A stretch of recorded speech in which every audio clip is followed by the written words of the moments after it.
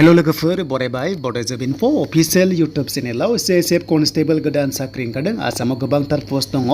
दा सेलेरिया 60,000 प्लास मोनगोन मान्थलि आरो लोगोसे अफिसियेल नटिस नायगोन एप्लाइ सोलिगासिनो दङ बैसो फरायनाया बेसेबां नांगौ सिलेक्सन प्रसेसआ बोरै जागोन A to Z जों बेयाव नायगोन दा अफिसियेल साइडआव फैखाबाय लिंकआ दङ डिसक्रिप्शनाव दा फार्स्टआवनो नोंथांमोना रेजिस्टार खालामनांगोन आरो नोंथांमोननि नाम बेनिफ्राय भेरिफाइ खालामनांगोन येस नो खालामनांगोन फादार्स नेम मादार्स नेम नोंथांमोना बे गासैबो सिलेक्ट खालामनांगोन बेनिफ्राय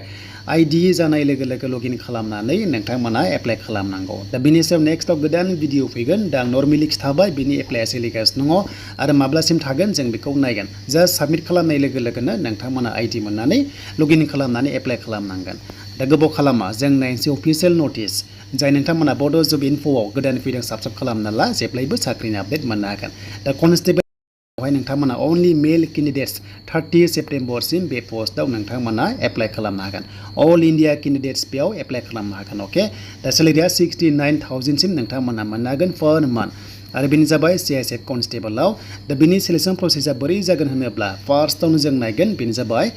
फार्स्टआव नोंथांमोना फिजिकेल टेस्टसो होनांगोन अके आरो बेयाव पास जाबासो नोंथांमोना मा फिजिकेल टेस्ट खालिनो डकुमेन्ट्स भेरिफिकेसन जाखाबाय आरो रिटेन एग्जाम आरो लोगोसे बे रिटेन एग्जामा अएमआरसिटआवबो जागोन नङाबा अनलाइनबो जागोन फिक्स नंथ'वा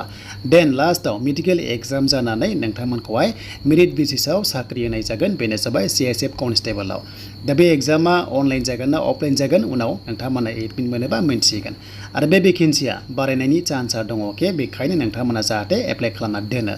दा आसाम स्टेटआव जों नायोब्ला स' आसाम स्टेटआव माखासे केटेगरि वाइज रां खारदों ST दङ आरो लोगोसे आनरिजार्भबो दङ दा बेखायनो जोङो आसामखौ नायोबा गासै पस्टआ दङ बे आसाम स्टेटआव बेनो जाबाय 71 दङ आनरिजार्भआव आरो जोंनि STआव दङ 20 भेकेन्सि दङ अके देन आनरिजार्भआव नोंथांमोना मोजां नाम्बार मोनबा थांनो हागोन टटेल 164 आसाम स्टेटनि थाखाय भेकेन्सि दङ दा बेयाव मोनसे मोजां बाथ्रा होनदों इनक्रिजबो जानो हागौ एबा बारायनो हागौ भेकेन्सिया दा बेखायनो खालामना दोन मानोना पस्टआ गोबां दं जानांगौ दा बैसो आरो फरायनाया हायार सेकेन्डारि पास खालामथारनांगोन आरो बैसोआ 18 निफ्राय नर्मेला 23 इयार्स नाथाय बेयाव माखासे डेट होदों आरो बे डेटखौ नायोब्ला 30 सेप्टेम्बर लानानै नोंथांमोननि जोनोम जानाया बिनि गेजेराव जानांगोन 2001 निफ्राय 2006 नि गेजेराव नाथाय जोंनि STआ 5 बोसोर बारामोन नालाय अब्ला नोंथांमोननिया 1996 निफ्राय बे पस्टआव नोंथांमोना एप्लाइ खालामनो हागोन अके स' बेखौ 2001 निफ्राय -5 खालामबा 1996 सिम नोंथांमोना बेनिफ्राय माखासे दाना गोरोबनांगोन अब्लानो बे पस्टआव नोंथांमोना एलिजिबल जागोन अब्लाबो नोंथांमोना जास्ट रेजिस्टार खालामनानै एप्लाइ खालामनाय अब्लानो एलिजिबल जायोबा येस जाखागोन आरो नट एलिजिबल जायोबा नो जागोन अके स' बेखायनो बैसोआ जोंनिया नर्मेलाव ST हिसाबै 28 इयार्ससिम जोंहा हाखायो SCCआव अके दा बेनो जाबाय जोंहा STआव स' बेनिफ्राय दायो फैबाय माखासे डिटेल्सआव बेनो जाबाय जोंहा फार्स्टआव फिजिकेल टेस्ट जागोन नालाय दा हाइटआ बेसेबां नांगौ आरो लोगोसे माबायदि जागोन जों बेखौबो नायनोसै दा अनलाइन एप्लाइआव नोंथांमोननिया नैबे अफिसियेल वेबसाइट बेयो दङ लिंकआ दङ डिसक्रिप्शनाव 20 निफ्राय 50 गिबसिम फट' आपल'ड खालामनांगोन आरो लोगोसे नोंथांमोना फट' लेटेस्ट जानांगोन साइना 10 निफ्राय 20 गिबिसिम आपल'ड खालामनांगोन अके दा बेनि सायाव डिटेल्स भिडिअ फैगोन अनलाइन एप्लाइ प्रसेस भिडिअ फैगोन स' बेनिफ्राय हाइटआ बेसेबां नांगौ जों बेखौबो नायगोन जोंनि STआ पेमेन्टखौ दाननाङा लास्ट डेट 30 सेप्टेम्बरसिम जागोन नोंथांमोना खालामबाय था स' बेनिफ्राय फिजिकेल टेस्टखौ जों दानिया नायनोसै बेसेबां खारनांगोन SCCजों सेम नोंथांमोना खारनांगोन बेनो जाबाय 5 km खारनांगोन 24 मिनिट्सआव नोंथांमोना कमप्लिट खालामनांगोन बेयाव एक्सिलेन्ट खोथा गैया जायखिजाया 5 किल'मिटारखौहाय 24 मिनिट्सआव SCC बादि खारनांगोन स' बिनि हाइटआ जेनेरेलाव 170 बाट जोंनि STआ 162 पइन्ट नोंथांमोना सामथिंआवनो जागोन अके बेखायनो जायफ्रा इन्टारेस्टेड दङ नोंथांमोना एप्लाइ खालामदो सेस्टा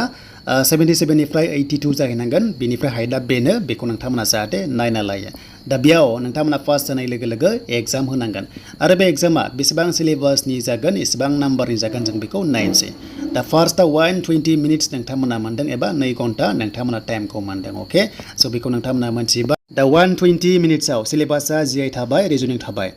GK थाबाय एवारनेस थाबाय मेथ्स थाबाय इंलिश थाबाय अके माल्टिपल चइस टाइपनि एग्जाम लागोन आरो बेयाव अनलाइन जागोन अफलाइन जागोन मोननै अपसन होदों बबे जागोन जेब्ला डेट फैगोन मिन्थिगोन लिंकआ दङ डिसक्रिप्शनाव बेखौ जों मिन्थिबाय दानिया नोंथांमोननिया जाहाथे एग्जामखौ मोजां होदो फिजिकेल टेस्टआ मोजां जादो जाहाथे नोंथांमोना बे साख्रिखौहाय मोननो हायो